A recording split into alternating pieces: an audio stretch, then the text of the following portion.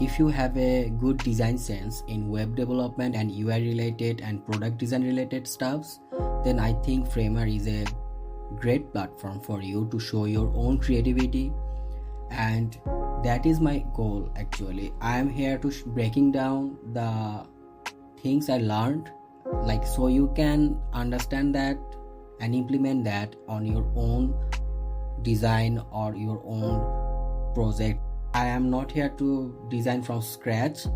I am just here to explain the whole thing so that you can understand that better. So I create a frame and name it desktop, and inside that I have a parent frame, and I applied 100% relative, and its height is actually wrapped. That means it's fitted with its own elements. That's it for the parents layer. And if I talk about the container, the first container is actually containing our main things, the cover, and I will come up with it later. Let's skip this for now. And this is our scroll progress 1, and I name it 2 for our scroll section, and you will understand that why I actually name it. And this is our scroll progress 2, and I name it 3. And if I show you our main container, it is actually sticky on top, and it is also filled, and its viewport is actually 100 VH because it will cover the whole screen based on the devices. Okay, our cover section is also filled on height and width section. That's it for our cover section. And our scroll progress is also the same, like it is filled, that means 100% width, and 100 VH, that means viewport is full. That is the ratio measurement of scroll progress 1 and progress 2, and I kept that all in parent 1 so that you can achieve the scroll progress from left to right. And that is for our layer principal part. Okay, let's break down our main part. So if I click on edit on it, so you can see there is 3 variant I am using for now, but it's up to you. You can add multiple section. I am just using 3, but I am going to break down, like if you want to add more than 3 or less than 3, that is also possible. For now, just keep focus on it. So this is our variant 1. If I click on visible, you can see there are 3 sections, right? And this is our section, right? Our main section. So our main section is actually 100% relative for width and height as well, so you can apply your responsiveness there. So inside that I have another div section that is 3 times larger than our parent section, like this one. This is a children section of our parent section, so I made our div section, like children section, 3 times bigger in width of our main section, right? So that is why I applied 300% for it. But inside of there are 3 main section that I am going to use. So for this 3 I am using 33%, that means it is 1/3 for each. Let's break down this. So this is our main parent section, right? So this is our main parent section, and this is our variant section. So our parent section is 100% width and height, so that is totally fine. But if I talk about the div section, it is 3 times bigger than this. So let's break down this. If I click on it, this is our main section, right? So this is our section 1, and it is actually 100%.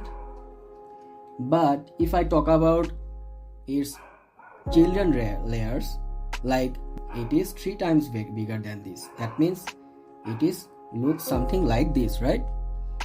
But if I talk about the inside of it, like this one, and this one, this is actually 34% of its parent.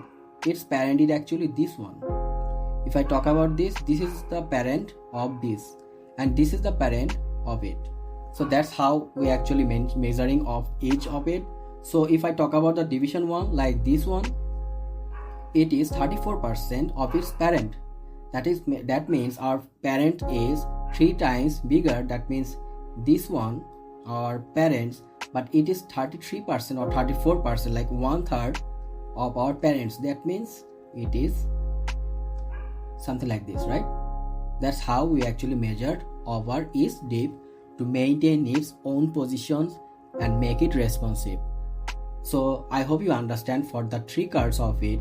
Let's talk about the 4 cards or 5 cards or 6. So this is actually the same strategy I applied. So if our main section is 100% and I am trying to add 4 cards, so I am going to make it 400%. You can see, right? It is 400%. That means it is 4 times larger than its parent.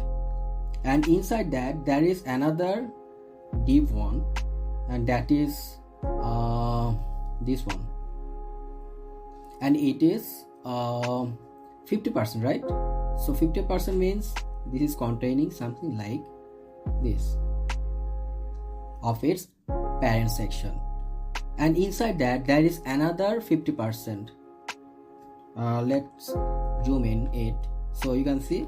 So I am keeping another layer, another division inside it and making it 50%. That means if you see, it is actually covering the main screen forward. This one, if I want to create another one, this is also covering the whole part of our main section. So this is actually a calculation. It's up to you. That's how you can think and apply your creativity in your website, and that's how you can achieve such a interaction. So that's what I did here. So let's hide that. So like you can now say how I actually positioned each of it, right?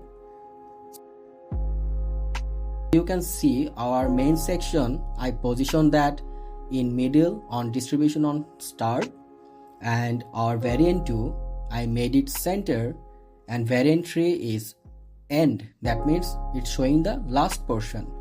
And if I click on each div, I keep its original start alignment for each of it, see, so that it can keep its own position, but our main section will change its alignment based on our variant, right?